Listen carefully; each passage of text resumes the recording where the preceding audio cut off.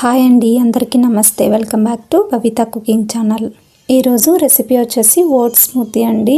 Wait loss అవ్వాలనుకున్న వారి కోసం నేను డిన్నర్లో ఈ ఓట్స్ స్మూతీని తీసుకోవడం కోసం ఈ స్మూతీని చూపించబోతున్నానండి. ఈ స్మూతీలో నేను బనానా కానీ మిల్క్ కానీ షుగర్ కానీ యూస్ చేయట్లేదండి. హెల్తీ వేలో చూపించబోతున్నాను. వెయిట్ లాస్ అవ్వాలనుకున్న వారు ఈ స్మూతీలో ప్రోటీన్ కంటెంట్ ఎక్కువగా ఉండేలాగా తీసుకోండి. అలా అయితే ఎక్కువసేపు ఆకలేయకుండా ఉంటుంది. అలాగే నేను ఇంతకుముందు ఓట్స్ బ్రేక్ఫాస్ట్ స్మూతీని కూడా ప్రిపేర్ చేశానండి. ఆ వీడియో మంచి రెస్పాన్స్ అయితే వచ్చింది. పైన ఐ కార్డ్లో కానీ లేదా కింద డిస్క్రిప్షన్లో కానీ లింక్ ఇస్తానండి, వెళ్ళి ఒకసారి చెక్ చేయండి. అలాగే ఫస్ట్ టైం నా ఛానల్ని చూస్తున్నట్టయితే సబ్స్క్రైబ్ చేయండి, అలాగే లైక్ చేయండి, షేర్ చేయండి. అలాగే పక్కనున్న బెల్ ఐకాన్ని క్లిక్ చేసి అక్కడ ఆల్ అనే ఆప్షన్ని క్లిక్ చేయండి. నేను కొత్త వీడియో పెట్టగానే మీకు నోటిఫికేషన్ వస్తుందండి. ఇప్పుడు మనం స్మూతీని ఎలా ప్రిపేర్ చేసుకోవాలో చూద్దాం రండి. ముందుగా ఒక బౌల్ తీసుకొని అందులోకి 2 టేబుల్ స్పూన్ల ఓట్స్ను వేసుకోండి. తర్వాత మరొక కప్పులో జీడిపప్పును వేసుకోండి. జీడిపప్పుని 7-8 దాకా తీసుకోండి, సరిపోతాయి. నెక్స్ట్ మనం నీళ్ళను వేసుకొని బాగా నానబెట్టుకుందామండి. 10 to 15 minutes నానితే సరిపోతాయండి. అలాగే ఎవరికన్నా డైజెస్టివ్ ప్రాబ్లమ్స్ ఉన్నవారు కానీ గ్యాస్ట్రిక్ ప్రాబ్లం అలాంటి సమస్యలతో ఉండేవాళ్ళు కానీ మనం ఓట్స్ని ముందుగానే ఒక 2-3 hours ముందుగా నానబెట్టుకుని తీసుకుంటే అలాంటి సమస్యలు రాకుండా ఉంటాయండి.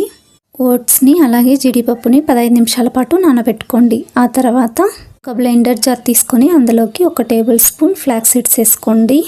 అలాగే 1/2 టేబుల్ స్పూన్ కోకో పౌడర్ని కూడా వేసుకోండి. నెక్స్ట్ ఇందులోకి ఒక దాల్చిన చెక్కని కూడా వేసుకోండి. మీ దగ్గర పౌడర్ ఉంటే పౌడర్ని కూడా యూస్ చేసుకోవచ్చు. అలాగే ఇందులోకి బాగా మెత్తగా ఉండే ఈ ఖర్జూరం ముక్కల్ని ఇలా సీడ్స్ని తీసేసి వేసుకోండి. మీ దగ్గర ఖర్జూరం లేకపోతే బెల్లాన్ని కానీ షుగర్ని కానీ మీరు యూస్ చేసుకోవచ్చండి. కాకపోతే వెయిట్ లాస్ అవ్వాలనుకున్న వారు షుగర్ని అవాయిడ్ చేయడం మంచిదండి. ఇలా వేసుకున్న తర్వాత మనం ఇంతకుముందు నానబెట్టించుకున్న ఈ ఓట్స్ని జీడిపప్పుని తీసుకుందామండి. ముందుగా నానబెట్టుకున్న ఈ ఓట్స్ని ఇలా వడగొట్టుకునేది ఒకటి తీసుకుని వడగొట్టుకొని మిక్సీ జార్లోకి వేసుకోండి. అలాగే జీడిపప్పును కూడా నీళ్ళని తీసేసి మనం మిక్సీ జార్లోకి వేసుకోండి.